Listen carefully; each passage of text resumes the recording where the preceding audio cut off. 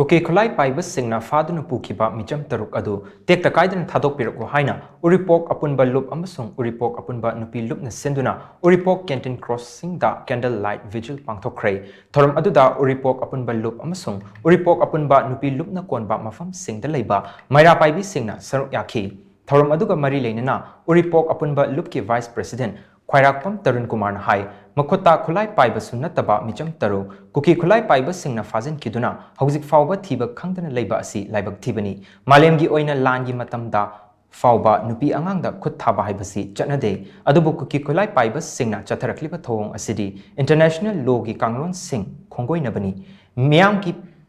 punsi amasung lantum ngak sen bahai basi lengak ki mathongni masi khangna lengak nasu lokhat fam thokpa action khuding lokhatuna thiba khangdana leiriba mioi taruk adu tekta kaidana rescue tongna bo khona biu haina mahakna makha takhi